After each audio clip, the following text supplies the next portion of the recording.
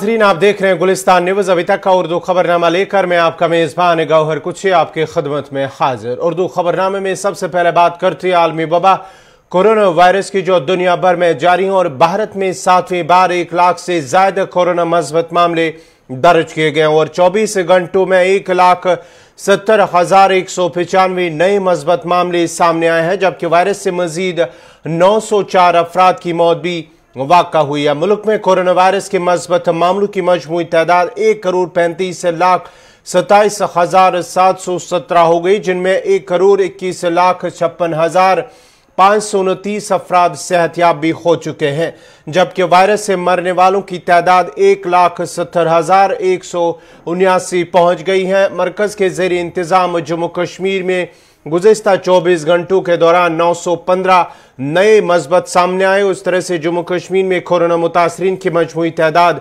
1,38,390 तक पहुंची है।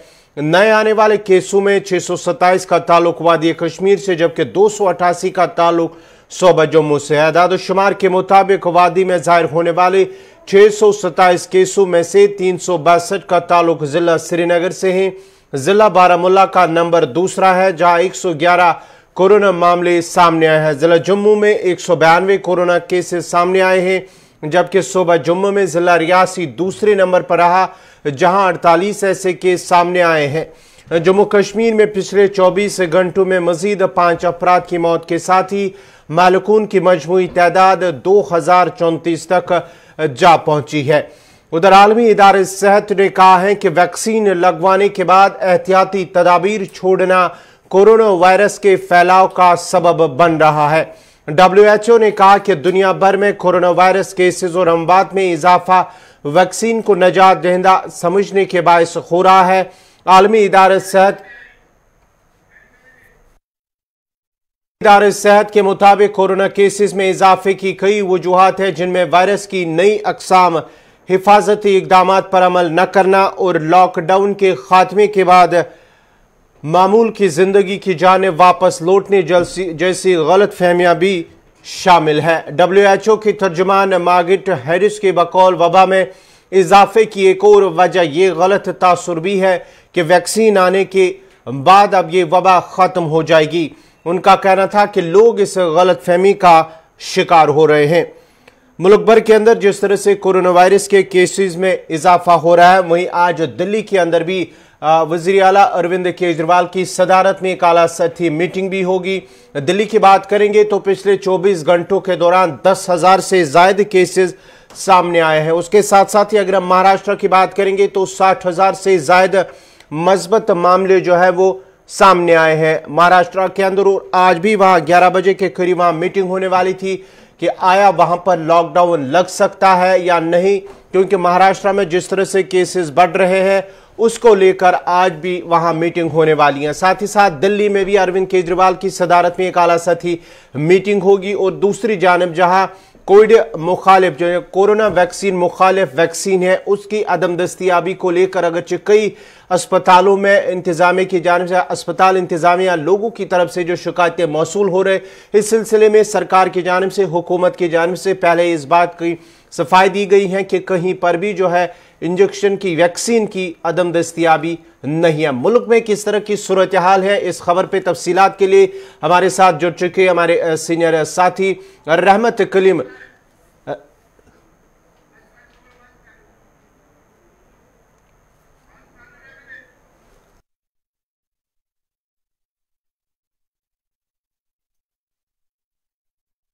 किस तरह की सूरत हाल है, रहमत हमारे साथ जुड़ चुके हैं। रहमत, जिस तरह से मुल्क के अंदर हालात बने हुए हैं कोरोना वायरस को लेकर, 1,70,000 लगातार 7वीं बार 1 लाख से ज्यादा मस्बत मामले सामने आना, कहीं ना कहीं सवाल तो उठ रहे हैं। जी बिल्कुल, सवाल उठ रहे हैं और बहुत ही जोरों शोर से सवाल उठ रहे हैं, उठने भी चाहिए, क्योंकि जब पहला दौर आया था कोरोना वायरस का, पहला स्पाइक था, पहला वेव था, तब हम किस तरह की तैयारी कर रहे थे, उसके बाद बीच में जो राहत का मौका मिला था, जब हमें संभलने का मौका मिला था, उस वक्त हम कहां थे, ये एक बड़ा सवाल है, जिसकी वजह से आज जो सूरत हाल है कहीं ना कहीं इशारा कर रही है कि उस बीच में हम आराम कर रहे थे। आज 1,70,000, 1,75,000 या 1,60,000 के आसपास केसेज आते हैं, तो ये अपने आप में बड़ा सवाल है। सबसे पहले हम याद करेंगे जो करीब 2019 में ही जो WHO की तरफ से, वहां के एक्सपर्टीज की तरफ से कहा गया था कि हिंदुस्तान में इसका सबसे ज्यादा असर हो सकता है, आबादी के हिसाब से कहा गया था, और ये कहीं ना कहीं जो दावा किया गया था ये गुज़श्ता साल गलत साबित हुआ, लेकिन इस साल अब जाकर ये सच साबित होता हुआ दिखाई दे रहा है। चूंकि ये अपने आप में नया रिकॉर्ड है आलमी सतह पर, एक दिन में एक मुल्क में 1,70,000 से ज्यादा केसेज अगर रिपोर्ट होते हैं तो ये अपने आप में हैरान कुन बात है। लेकिन अभी जो खबर मिली है, दो खबर जिसकी तरफ आप इशारा कर रहे थे, महाराष्ट्र की और दिल्ली की। दिल्ली हिंदुस्तान की राजधानी और महाराष्ट्र अपने आप से मईशत के एतबार से और तिजारत के एतबार से जो राजधानी कहलाती है, दोनों की सिचुएशन कहीं ना कहीं खराब है और बहुत ही खराब है। लेकिन सबसे ज्यादा खराब महाराष्ट्र की, और महाराष्ट्र पहले दिन से ही कोरोना के मामले में टॉप पर रहा है। महाराष्ट्र में आज बहुत ही अहम मीटिंग होने वाली है सीएम उद्धव ठाकरे की, और इसमें हकीकी तौर पर जो तस्वीर है उस तस्वीर को देखते हुए जो फैसला लेना है वो फैसला बता रहा है कि हफ्ता 10 दिन का महाराष्ट्र में लॉकडाउन का ऐलान किया जा सकता है। आज डिप्टी सीएम के साथ बहुत ही अहम मीटिंग है, क्योंकि पिछले दिनों जब ऑल पार्टी मीटिंग हुई थी महाराष्ट्र में, तब बीजेपी की तरफ से जो राय रखी गई थी वो यही कि लॉकडाउन मसले का हल नहीं है। सीएम उद्धव ठाकरे का कहना है कि लॉकडाउन के अलावा दूसरा कोई रास्ता है तो आप मुझे बताएं।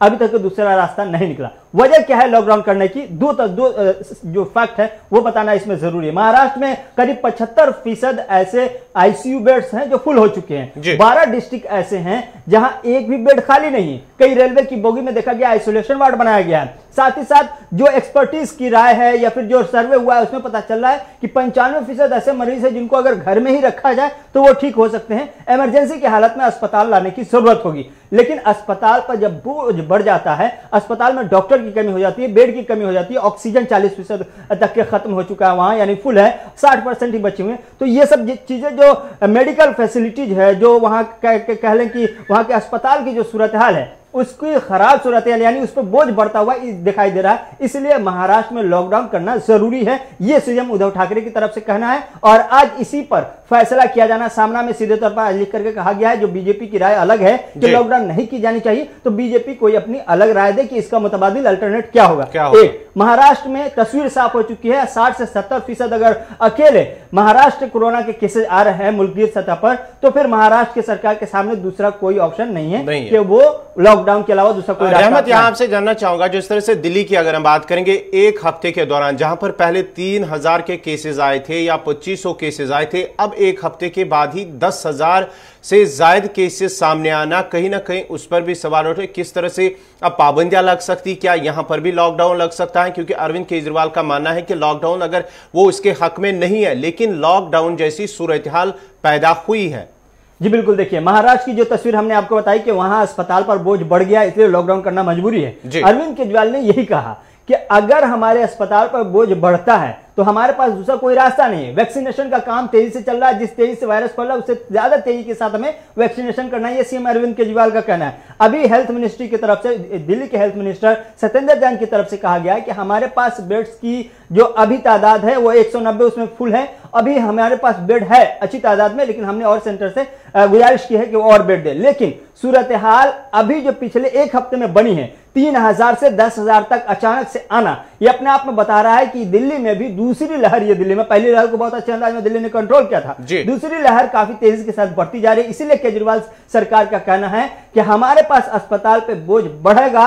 अवाम ने साथ नहीं दिया, जैसे पहले स्पाइक में नहीं साथ दिया था, जिसकी वजह से अब बढ़ता हुआ दिखाई दे रहा है। अगर साथ नहीं दिया और मेडिकल कहीं ना कहीं रास्ते पर चल करके हमें मजबूरियां हुई, तो फिर हमारे पास दूसरा कोई रास्ता नहीं होगा। एक, हम वैक्सीनेशन तेज कर सकते हैं, दूसरा ये कि हम लॉकडाउन कर सकते हैं ताकि लोगों का घर पर इलाज हो, अस्पताल से बोझ कम हो। तो दिल्ली में भी आज बहुत ही अहम मीटिंग है और इस मीटिंग में तय होगा। लेकिन एक बात आपको बता दें कि अभी जो सूरत हाल है दिल्ली में, वो एक हफ्ते बाद आपको यही सूरत हाल नहीं दिखाई देगी। रहमत, वैक्सीनेशन पर आने से पहले, क्योंकि जिस तरह से शिकायतें वैक्सीनेशन को लेकर, उससे आने से पहले हम जरा जम्मू का रुख करते हैं, क्योंकि जम्मू से हमारी जो है नुमाइंदा प्रियंका गुप्ता हमारे साथ जुड़ी है।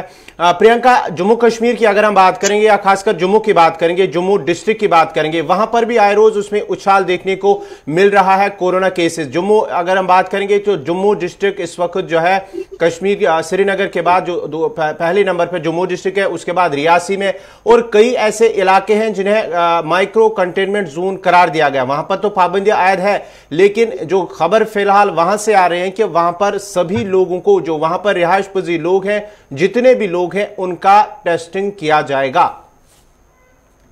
बिल्कुल गौर, मैं आपको बता दूं कि अगर हम जम्मू की बात करें तो जम्मू से भी रिकॉर्ड तोड़ कोरोना के केसेस सामने आ रहे हैं, और उसी के चलते जिस तरह के कदम एडमिनिस्ट्रेशन की तरफ से उठाए जा रहे हैं। सबसे पहले मैं आपको बता दूं कि धारा 144 कुछ एरियाज में लगा दी गई है कंटेनमेंट। जुलाका मोहल्ला, क्रिश्चियन कॉलोनी, जैन बाजार, बख्शीनगर, रेशमगढ़, न्यू प्लॉट, रिहाड़ी, कच्ची छावनी, डोगरा हॉल, कनक मंडी, संजय नगर और रामपुरा, इन सबको कंटेनमेंट जोन डिक्लेयर किया गया है। और वहीं पर दूसरी ओर माइक्रो कंटेनमेंट जोन डिक्लेयर किया गया है केनाल रोड, यूनिवर्सिटी रोड और कानाचक को। और साथ ही आपको मैं बता दूं, अगर मैं बात करूं अस्पतालों की, तो जीएमसी जब पहली लहर कोरोना की आई थी तो जीएमसी तब उतना तैयार नहीं था और हमेशा सुर्खियों में था अपनी कमियों के कारण। अब पूरी तरह से तैयारी जीएमसी अस्पताल की तरफ से भी देखी जा रही है। सबसे पहले बता दूं मैं, हाई डिपेंडेंसी वार्ड और साथ ही आइसोलेशन को, जो क्रिटिकल केसेस होंगे कोविड के, उसके लिए तैयार किया गया है। बहुत सारे अस्पताल तैयार किए जा रहे हैं कोविड अस्पताल बनाने के लिए। वहीं पर दूसरी ओर जो वार्ड्स हैं, कुछ वार्ड्स को भी अल्टरनेटिव तौर पर रखा गया हुआ है। 11, 7, 14 और 15 इन पर वेंटिलेटर्स लगाए जा रहे हैं। ऑक्सीजन की सुविधा यहाँ पर होगी और ऑक्सीजन प्लांट की तैयारियां जो है वो भी जोरों शोरों से जीएमसी में जारी है। तो पहली बार हम मान सकते हैं कि तैयारी नहीं थी, पता नहीं था कोरोना कैसे आया, कब आया। जो दूसरी लहर आ रही है उससे पहले ही तैयारियां मुकम्मल होती नजर आ रही हैं। वहीं पर मैं एजुकेशन इंस्टीट्यूशंस की बात करूं अगर जम्मू में, तो जम्मू यूनिवर्सिटी में जैसे ही गर्ल्स हॉस्टल में करीबन 50 के करीब कोविड केसेस सामने आए तो जम्मू यूनिवर्सिटी को पूरी तरह से बंद कर दिया गया। वहीं पर गर्ल्स हॉस्टल से जब सामने आए तो वहीं बॉयज हॉस्टल में जब रैंडम टेस्टिंग की गई तो वहां से कोई भी केस सामने नहीं आया। और उनका ये कहना था, बॉयज हॉस्टल जिन लड़कों से बातचीत की हमने, उनका ये कहना था कि हमने पूरी तरह से एसओपीज का पालन किया है, इसकी वजह से यहाँ पर एक भी कोविड पॉजिटिव केस नहीं पाया गया है। प्रियंका, अगर हम ग्राउंड की बात करेंगे, क्योंकि आप भी वहां पर मौजूद हैं, ग्राउंड लेवल पर किस तरह, क्या लोगों की जानिब से एसओपीज को फॉलो किया जा रहा है, या कि अभी भी लोग जो है वो लापरवाही बरत रहे हैं? जी बिल्कुल, साफ तौर पर मैं आपको बता दूं कि अगर बात करें लापरवाही की तो बहुत सारे लोग यहाँ पर लापरवाही बरतते हुए नजर आ रहे हैं। लोगों के जहन से निकल गया है कि कोविड क्या है, दूसरी लहर को लोग सीरियसली नहीं ले रहे हैं। बहुत सारे जगह पर हम देखेंगे नाइट कर्फ्यू लगाया तो गया है, पर उसके बावजूद रात को भी हमने देखा कि बहुत सारे लोग 10 बजे के बाद भी घरों से बाहर निकलते नजर आ रहे हैं। बहुत सारी मूवमेंट देखी जा रही है, पैदल जाते हैं, 2 व्हीलर पे, अपनी 4 व्हीलर पे निकलते नजर आते हैं। लापरवाही बहुत ज्यादा बढ़ती जा रही है। हालांकि प्रशासन की तरफ से तमाम उचित कदम उठाए जा रहे हैं, पर लोगों को भी समझने की जरूरत है कि जब तक वो एसओपीज का पालन नहीं करेंगे तब तक इन केसेस का जो ग्राफ है वो कम नहीं होगा। पर एक और इम्पोर्टेंट इन्फॉर्मेशन मैं यहाँ पर दे दूं, एग्जाम सारे पोस्टपोन कर दिए गए हैं, पर यूनिवर्सिटी के एग्जाम पोस्टपोन किए गए हैं। जो बोर्ड के एग्जाम है वो एज पर शेड्यूल करवाए जाएंगे। चलिए, बहुत बहुत शुक्रिया प्रियंका आपका। ये थी जम्मू से प्रियंका गुप्ता, जहां पर लोगों की जानिब से जो लापरवाही बरती जा रही है उस सिलसिले में इंतजामी की जानिब से अगरचे एहतियाती कदम भी उठाए गए हैं, या रात का कर्फ्यू भी नाफिज किया गया है जम्मू सिटी के अंदर। कश्मीर में अगरचे नाइट लाइफ है नहीं, लेकिन जम्मू के अंदर जो जम्मू डिस्ट्रिक्ट है वहां पर भी अभी भी लोग 10 बजे के बाद ही बाहर निकलते हैं 4 व्हीलर को लेकर, और लोगों की जानिब से भी अभी भी लापरवाही बरती जा रही है। रहमत, हम बात कर रही थी वैक्सीनेशन के हवाले से, जिस तरह से मुल्क के मुख्तलिफ शहरों के, महाराष्ट्र की बात करेंगे या दिल्ली में भी कई ऐसे अस्पताल हैं जहां पर बोर्ड बाहर चस्पा किया गया है कि वहां पर वैक्सीनेशन की अदम दस्तयाबी को लेकर लोगों से कहा गया है। ये देखिए, बिल्कुल कोरोना वैक्सीन की कहीं ना कहीं करीब निस्फ दर्जन से ज्यादा ऐसे रियासतें हैं जहां से किल्लत की खबरें आई कि वहां वैक्सीनेशन के शॉर्टेज है, 2 से 3 दिन का स्टॉक है। दिल्ली की केजरीवाल सरकार ने भी ऐसी खबरें बताई और ऐसा मुतालबा किया मरकज़ी सरकार से कि ज्यादा से ज्यादा उनको वैक्सीन दिया जाए। एक दूसरा ये कि कुछ ऐसे खित्ते भी हैं, कुछ ऐसा इलाका भी है जहां लोग वैक्सीन लेने से डर रहे हैं। 2 तस्वीरें हमको देखने को मिल रही हैं, लेकिन जहां वैक्सीन नहीं है वहां लोग कतार में है, लंबी लंबी कतार में, उन्हें वापस जाना पड़ रहा है, वैक्सीन नहीं है, सरकार से मुतालबा किया जा रहा है। और जहां कुछ इलाकों में जहां वैक्सीन है वहां लोग डर के मारे नहीं जा रहे, क्योंकि जो तस्वीर देखने को मिली, और ये अपने आप में खबर वायरल हो रही है कि इतना वैक्सीन आने के बाद कोरोना के केसेस और तेजी से बढ़ रहे हैं, तो कहीं ना कहीं लोगों का एतमाद है वो डगमगाता हुआ दिखाई दे रहा है। ये अपने आप में एक बड़ा सवाल है, इस पर काम करने की जरूरत है। दूसरी बात, जो वैक्सीनेशन को लेकर के अभी खबर मिली कि मरकजी सरकार अक्टूबर 2021 तक के 5 और वैक्सीन को मंजूरी दे सकती है। एक्सपर्टीज की आज एक मीटिंग है और इस मीटिंग में स्पुतनिक वी, जो रशिया की तैयार करदा वैक्सीन है, इसको इमरजेंसी मंजूरी दी जा सकती है। क्योंकि हमारे पास 2 वैक्सीन है, एक वैक्सीन और आज मिल सकती है, ऐसे इम्कानात है, क्योंकि आज इमरजेंसी मीटिंग बुलाई गई है एक्सपर्टीज की। और ये एक रशिया की जो अभी तक के सबसे करामद वैक्सीनों में से एक वैक्सीन मानी जा रही है, इसलिए इसे मंजूरी दिए जाने की खबर है। लेकिन अक्टूबर तक 5 और वैक्सीन मिल जाएंगे, यानी कि 7 वैक्सीन हिंदुस्तान के पास होंगे। अभी आज मुमकिन है आज के इमरजेंसी ऐलान के बाद 3 वैक्सीन हिंदुस्तान के पास आ जाए, क्योंकि वैक्सीनेशन के शॉर्टेज की खबर एक सच्चाई पर मबनी है। इसलिए सरकार और एक्सपर्टीज, जो हेल्थ एक्सपर्टीज है, उनकी तरफ से यह फैसला लिया गया है और यह कदम उठाया जा रहा है कि जल्द से जल्द इमरजेंसी मंजूरी भी स्पुतनिक वी को दी जाए। बहुत बहुत शुक्रिया रहमत कलीम आपका। ये थे रहमत कलीम, बात कर रहे थे मुल्क के अंदर जिस तरह से सूरत हाल बनी हुई है कोरोना वैक्सीन कोविड-19 को लेकर इजाफा दिन ब दिन इसमें होता जा रहा है। 1 लाख पिछले 24 घंटों की बात करेंगे तो 1,70,000 से जायद मस्बत मामले सामने आए। उसके साथ साथ ही महाराष्ट्र की बात करेंगे, 60,000 से जायद मस्बत मामले सामने आए हैं। उस पर आज भी है मीटिंग है, वहां के सीएम उदय ठाकरे की सदारत में एक मीटिंग होगी। क्या वहां पर 1 हफ्ते का लॉकडाउन लग सकता है, उस पर बात होगी, फैसला होगा। और साथ ही साथ जो उनके काबिनेट के वुज़रा जो है वो भी इसमें शामिल होंगे और उनसे सलाह मशवरा भी लिया जाएगा कि आया लॉकडाउन लगाया जा सकता है, लॉकडाउन को नाफिज किया जा सकता है, अगर इसके बगैर कोई रास्ता है तो उनसे मशवरा लिया जा सकता है। और साथ ही साथ दिल्ली की बात करेंगे तो तकरीबन 10,000 से ज्यादा मस्बत मामले सामने हैं। उस पर भी आज 12 बजे के बाद सीएम जो अरविंद केजरीवाल है उनकी सदारत में मीटिंग होगी और मीटिंग में क्या कुछ फैसला होगा, क्या पाबंदियां लग सकती है, मजीद पाबंदियां लग सकती है दिल्ली के अंदर, उस पर भी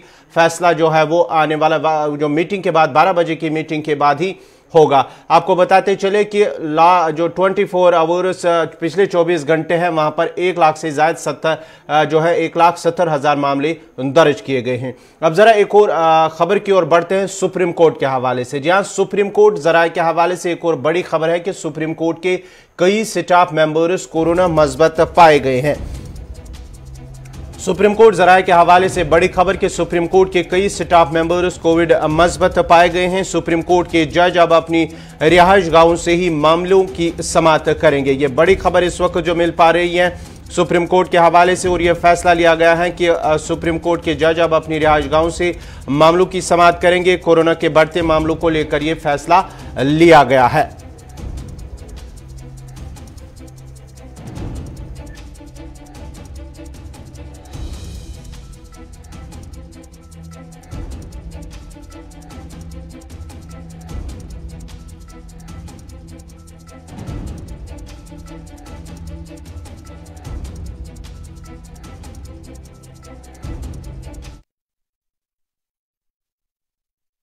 करते हैं इंडोनेशिया के जजीरे जावा में 6.1 शिद्दत के जलजले में अब तक 1,300 इमारतें मुनहदिम और 8 अफराद हलाक हो गए हैं, जबकि सैकड़ों अफराद अभी भी लापता है। रिपोर्ट के मुताबिक इंडोनेशिया के जजीरे जावा में एक बार फिर जलजले के शदीद झटके महसूस किए गए हैं, जिसकी रेक्टर स्केल पर शिद्दत 6.1 थी और जलजले का मरकज जनूबी साहिल में 10 किलोमीटर गहराई में था। सबसे ज्यादा नुकसान सयाहती मकाम बाली में हुआ, जहां 1000 से ज्यादा घर और दीगर इमारतें गिरकर तबाह हुई है, मुनहदिम हुई है। इमारतों के मलबे से 8 अफराद की लाशें अभी तक निकाली गई हैं, जबकि अब भी दर्जनों अफराद के मलबे तले दबे होने का खदशा है।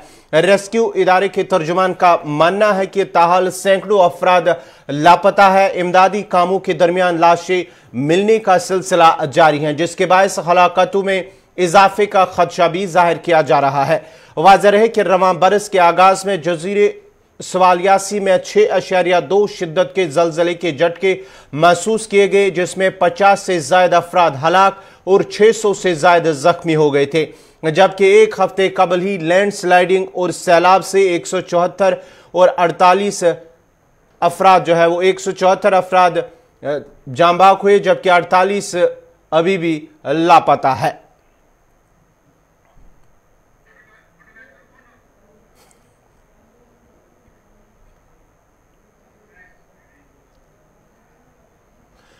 सऊदी अरब में हौसी बागियों के बैलिस्टिक मिसाइल और ड्रोन हमलों की वजह से बंद जिद्दा के इंटरनेशनल एयरपोर्ट को कई घंटों बाद परवाजों के लिए खोल दिया गया है। रिपोर्ट के मुताबिक हौसी बागियों के सऊदी अरब पर हमलों के पेश नजर जिद्दा एयरपोर्ट को हर किस्म की परवाजों के लिए बंद किया गया और किसी भी परवाज को टेक ऑफ करने की इजाजत नहीं दी गई।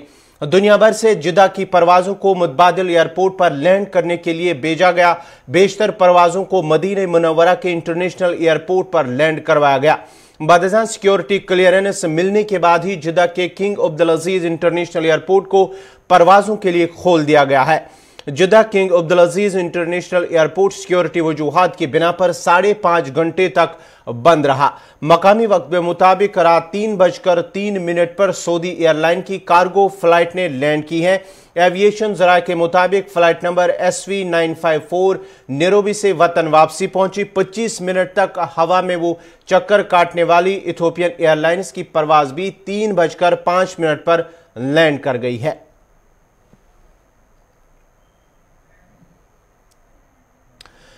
नौगाम श्रीनगर में राब्ता सड़क की नागुफ्तवा हालत मकामी आबादी के लिए बाइस तशवीश बनी हुई है। लोगों ने महकमे R&B की कारकर्दगी पर सवाल उठाते हुए कहा कि इलाके में सड़क की मरम्मत के हवाले से अगरचे कई मरतबा मुतलका हुकाम से रुजू भी किया गया, ताहम आज तक सड़क पर कोई मरम्मत का काम न हो सका, जिसकी वजह से इलाके की वसी आबादी सख्त मुश्किलात से गुजर रही है। उन्होंने मुतलका महकमों और जिला इंतजामिया से अपील की है कि रोड की मरम्मत करके अवाम को राहत पहुंचाई जाए।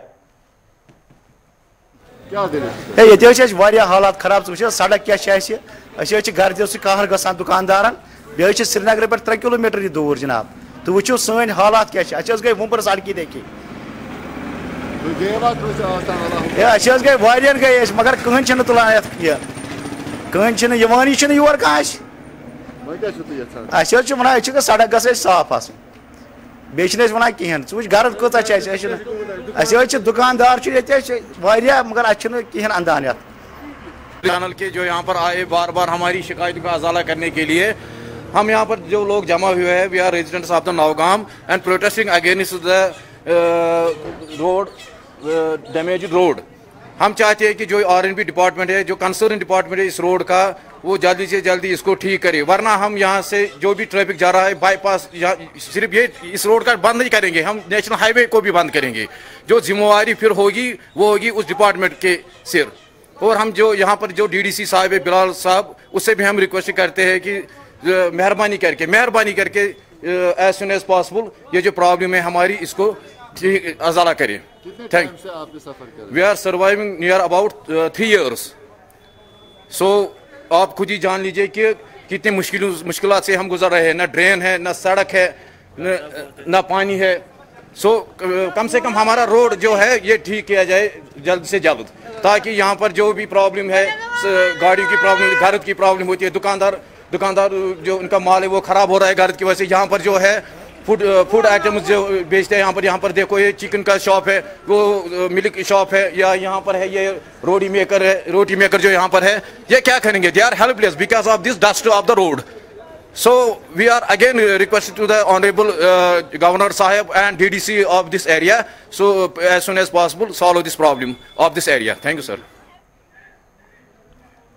इसी के साथ ही अभी तक का उर्दू खबरनामा इख्ताम पज़ीर हुआ चाहता है। अपने मेज़बान गौहर कुची को इजाज़त दीजिए। अल्लाह हाफ़िज़।